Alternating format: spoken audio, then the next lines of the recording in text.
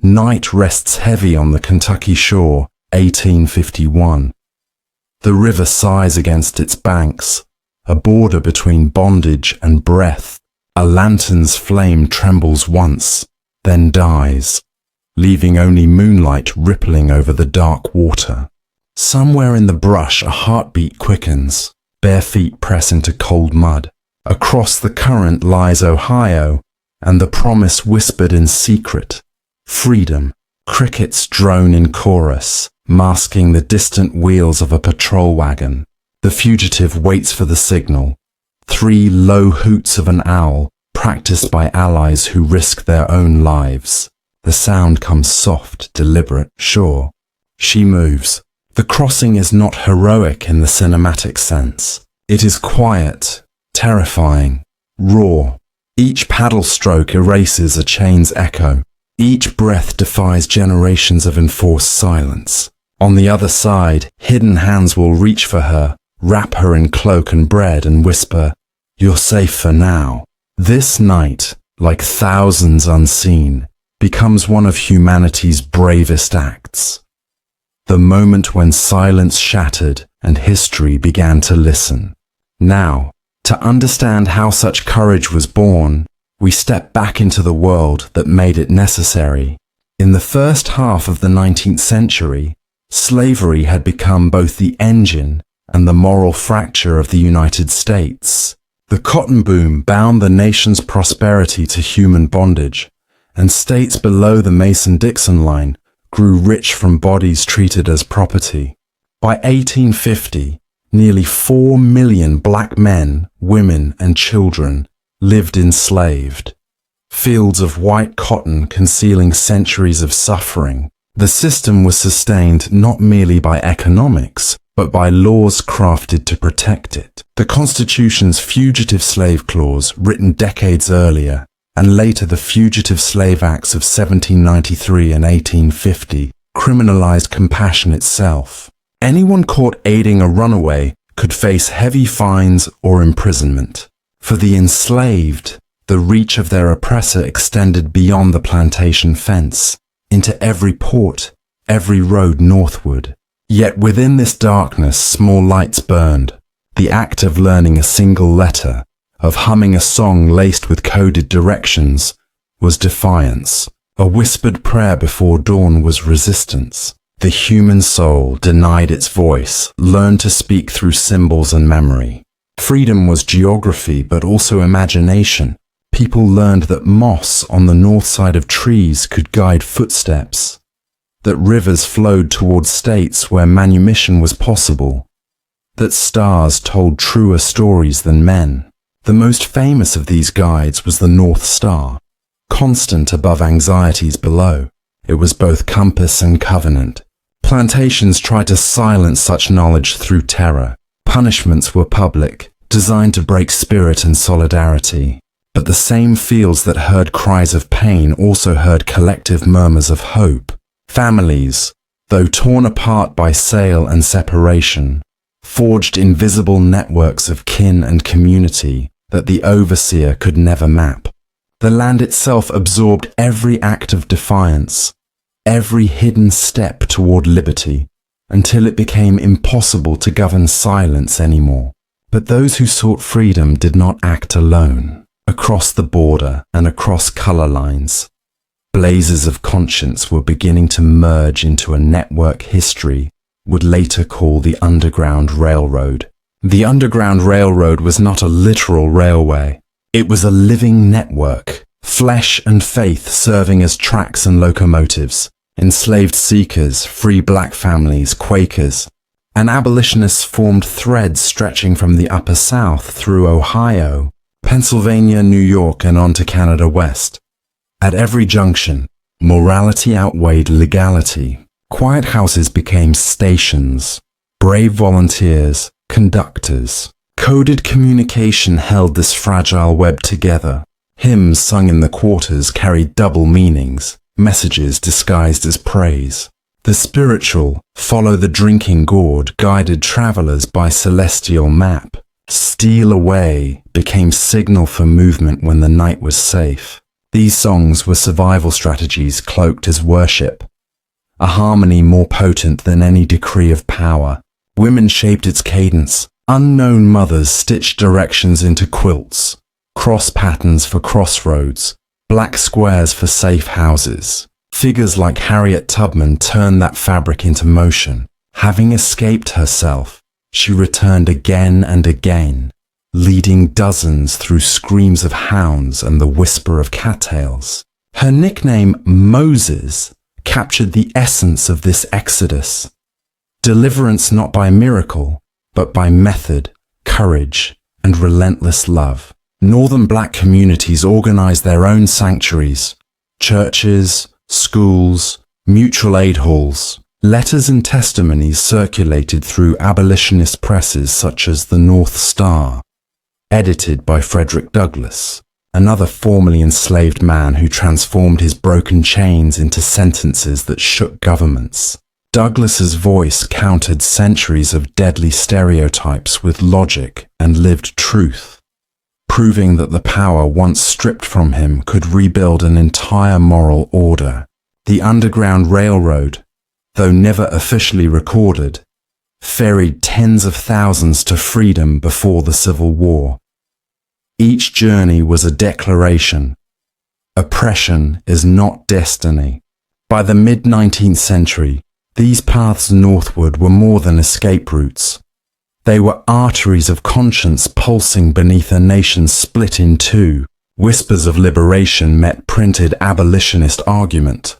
Hidden resilience met public revolt. Together they created a new language of possibility. Through those intertwined voices, we begin to see the intricate humanity behind every step toward freedom. Next, we'll listen through multiple lenses, the spiritual, the personal, the communal, to understand how those voices of courage in flight resonate through time. For the enslaved, faith was far more than belief in unseen salvation. It was the oxygen that kept hope alive where reason could not. Christianity, reshaped by African cosmologies, became a theology of liberation rather than submission. Passages about deliverance from Egypt were not abstract allegories. They were encoded promises.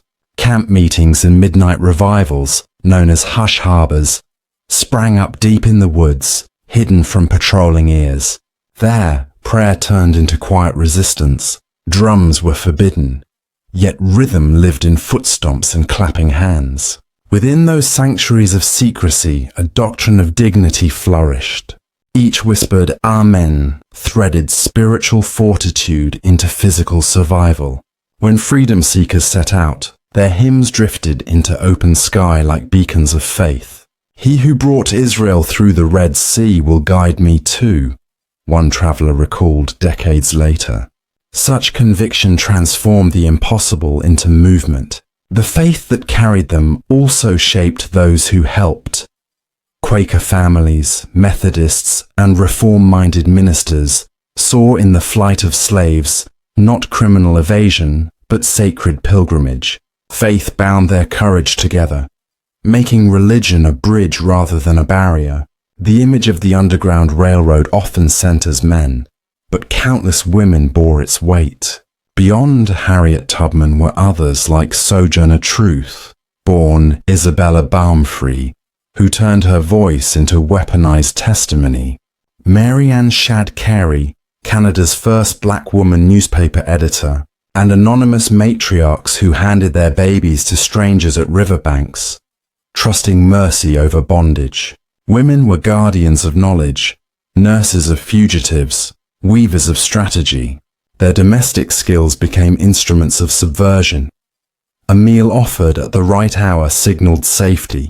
Stitched quilts mapped survival routes. Tubman herself, armed with spiritual visions and a revolver for protection, symbolizes the fusion of tenderness and tactical genius. Her missions were military precision, wrapped in maternal devotion. Enslaved women on plantations carried dual burdens, gendered exploitation and racial terror, yet their endurance seeded the collective capacity to rise. Through whispered coordination, secret gatherings, and coded storytelling. They laid both literal and cultural groundwork for emancipation. Without their leadership, the Underground Railroad would have lacked its connective tissue. Empathy fused with action, nurturing fused with revolt. And through these intertwined strengths, faith and womanhood, the notion of freedom moved from dream to organized motion. Next, we turn to how liberated voices later chronicled that journey, searing their truths into print for history to witness. Once free, many who had fled slavery faced a new calling: to speak. For centuries, slaveholders' narratives had monopolized the American conscience. The appearance of black autobiographies in the antebellum period ruptured that control. Frederick Douglass, Harriet Jacobs, William and Ellen Craft, and countless others transformed lived trauma into public declaration. Their memoirs were acts of reclamation, language used as liberation. Jacobs' incidents in the life of a slave girl revealed the gendered violence of slavery. The Crafts recounted disguises that inverted racial and social hierarchy. Douglass fused literary eloquence with political demand. Each narrative was more than autobiography. It was evidence in a moral trial against the nation itself. European audiences, abolitionists, and ordinary readers encountered the institution of slavery stripped of euphemism. In halls and chapels across the North and England, formerly enslaved speakers addressed crowds who had never before heard the cadence of survival spoken firsthand. Their words broke centuries of silence. Each testimony stood as monument, each audience transformed into witness. To break the silence was not just to tell one's story, it was to reclaim humanity publicly denied, to redefine the parameters of truth itself. Individuals lit the spark, communities carried the flame. Enslaved and free, black networks organized in defiance of laws that branded them conspirators. Black churches, benevolent societies, and maritime workers created covert systems of transport and communication. Culture accompanied them. Spirituals morphed into blues. Oral traditions preserved ancestral memory. Each rhythm, each tale reshaped grief into identity. Songs born in bondage persisted as coded history. Reminders that liberation was not only movement in space, but preservation of soul. Resistance also moved through craft and labor. Blacksmiths sabotaged shackles. Boatmen ferried runaways. Preachers reinterpreted scripture to sanctify rebellion. This diffusion of purpose meant that emancipation was never an isolated act of heroism, but a communal enterprise of survival through creativity. Generations later, that same defiant creativity became the basis for jazz, gospel, literature, and civil rights rhetoric, a continuous cultural echo of those who once whispered beneath the stars. And it was these intertwined strands, faith, womanhood, testimony, community, that converged into the nation's breaking point. Tension between silence and speech, despair and defiance, would erupt into the era's defining confrontation. By the mid-19th century, the moral landscape of America could no longer contain its contradictions. Every rescue along the Underground Railroad, every printed testimony, chipped at the edifice of the slave system. The eruption came not in a single moment, but through gathering storms of conscience, law, and human daring. In 1849, Henry Brown, a slave in Richmond, Virginia, sealed himself inside a wooden crate just 3 feet long. For 27 hours he traveled by wagon, rail, and steamer, addressed as dry goods, and delivered to abolitionist offices in Philadelphia. When the box was opened and he stepped out, alive, his story spread across newspapers. The man who had mailed himself to freedom was christened Henry Box Brown. The act humiliated slaveholders and electrified abolitionists. If a man could box himself and survive, what else was possible? That same decade, William and Ellen Craft risked everything in reversal.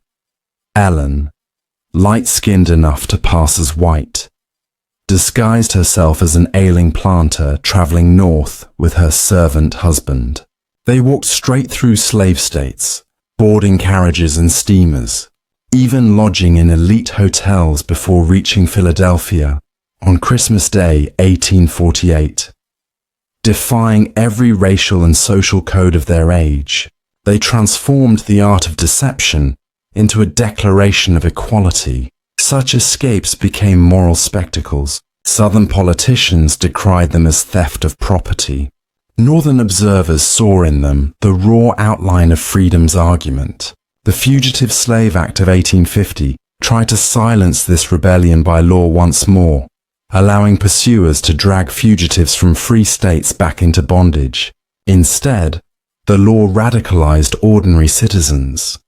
Many who had watched from the sidelines now joined clandestine efforts to resist enforcement. Church basements became fortresses. Crowds in Boston and Syracuse rescued captives from courthouse cells. Each act of defiance deepened division, turning moral outrage into organized movement.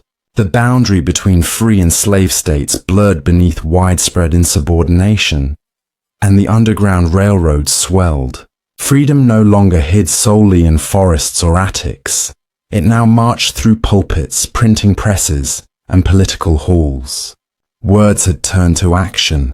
Silence was over. That escalation, however, led the nation toward the abyss, a conflict that would decide whether freedom could truly extend to all. The Fugitive Slave Act of 1850 ignited a fire that no law could extinguish. It deputized every citizen of the United States as an agent of slavery, compelling even those who opposed the institution to become complicit in its enforcement. In cities like Boston and Philadelphia, people awoke to the realization that silence equaled participation. That realization pulled the Underground Railroad from secrecy into open defiance. Public rescues multiplied. In 1851, black and white abolitionists in Pennsylvania stormed a barn in Christiana where a group of fugitives resisted capture. Shots were fired. One slave catcher was killed. The government called it treason. Abolitionists called it revolution. In court, not a single rescuer was convicted. That verdict reverberated across a continent. Conscience could transcend statute. Meanwhile, in upstate New York, Harriet Tubman guided more fugitives every season. Her route stretched from Maryland swamps to Canadian settlements along the Grand River.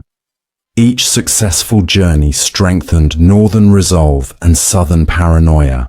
Slaveholders lobbied Congress ever more fiercely, producing political fractures that led to the Kansas-Nebraska crisis, Bleeding Kansas, and the birth of new parties founded on abolitionist principles.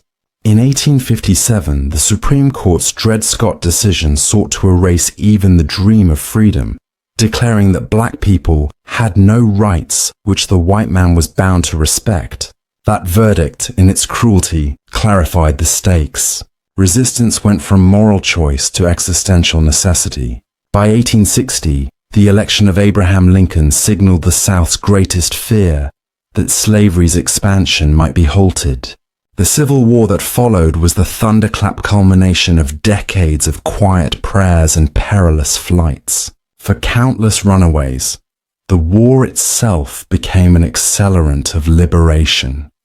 They followed Union lines, offered intelligence, served as scouts and soldiers.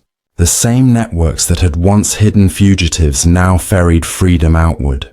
When Lincoln issued the Emancipation Proclamation on January 1st, 1863, its moral foundation rested on those who had already freed themselves. Their defiance gave the proclamation substance. Their endurance gave it soul. As battle smoke cleared, the chains that had defined the nation began to crumble. Yet the end of chattel slavery was only one horizon in a longer journey. Freedom's declaration required reconstruction of mind, law, and memory. And so, Amid aftermath and hard beginnings, the world would ask, what do the voices of courage in flight leave behind? When the guns fell silent in 1865, emancipation was both triumph and test. 4 million newly freed people stepped into a country still haunted by the shadows of its past. The journey out of slavery became an education in self-definition. How to build identity, family, and livelihood within a society uneager to acknowledge them as equals. Communities blossomed quickly across the South. Freedmen and women founded churches, schools, and cooperative farms. Their first great priority was literacy, to read the word, the law, the newspaper, to never again depend on another to interpret truth. In small shacks and candlelit rooms, teachers from the North joined local elders to sow letters like seeds. Each written name became an oath of existence. The Freedmen's Bureau, created by Congress in 1865, offered food, medical care, and legal support, though its resources were thin. Land promises often evaporated under the weight of political compromise. Plantations re-emerged as sharecropping fields, tethering families to old patterns of debt and dependency. Yet the spirit of the escapees could not be recaptured. They had already tasted self-direction. Those who had found freedom before the war returned south as ministers, educators, and activists. Harriet Tubman operated a home for elderly freed people in New York. Frederick Douglass became a statesman and diplomat. The voices that once whispered through darkness now lectured in universities and negotiated across oceans. Still, violence answered liberty. White supremacist groups like the Ku Klux Klan rose to halt progress through terror. Reconstruction governments faltered under relentless opposition. But every black school built, every vote cast, every hymn sung in a new church was a reaffirmation. Silence would never again rule. And from Reconstruction's fragile dawn emerged something enduring. A cultural and moral legacy that refused to vanish, even as formal freedom collided with social backlash. From those roots grew future movements of resistance and art that carried the echo of the Underground Railroad's courage into the next century. Freedom was not a single event, but a long unfolding. After Reconstruction collapsed in 1877, Southern legislatures imposed Jim Crow laws that segregated railcars, schools, and dreams. Yet even under those new forms of control, the descendants of the once enslaved sustained what their forebears had risked their lives to claim: voice. Out of that determination came a different kind of Underground Railroad: education, journalism, song, and migration. Black teachers carried the tale of flight into classrooms. Preachers wove exodus into sermons of modern resistance. Former safe houses became part of oral geography, landmarks in a community's collective scripture. Writers and artists reinterpreted these memories. In the late 19th century, poets such as Frances Ellen Watkins Harper wrote of freedom's unfinished work. Decades later, the Harlem Renaissance rediscovered the stories of runaways and heralds of liberty as sources of creative fire. The secret hymns of the railways evolved into gospel standards, blues laments, and civil rights anthems. Songs still built on call and response, still declaring a people's right to answer back. The flight northward became a metaphor repeated through generations. The Great Migration of the early 1900s echoed earlier escapes. Families packed their hopes onto trains instead of footpaths, still chasing self-determination across uncertain borders. Communities once deemed voiceless carved space in politics, literature, and public conscience. Monuments, museums, and foundation stones now mark former stations. Their existence confirms what those who fled already knew: that courage leaves footprints deep enough for history to follow. The legacy of those journeys does more than honor bravery. It teaches endurance, how to transform silence into language, pain into progress. Each retelling invites new generations to walk those paths, not in chains, but with purpose. Through memory, education, and art, the once hidden trails remain open, not for flight, but for understanding. And in that continuous remembrance lies freedom's most profound lesson. In every chapter of this story, silence was both weapon and wound. It masked plans, preserved life, and concealed unbearable truths. Yet the transformation came when that silence fractured, when those who had been rendered invisible spoke their names into history. Freedom, as it emerged through the paths to freedom, was never a simple destination. It was a discipline, an unending act of remembering and rebuilding.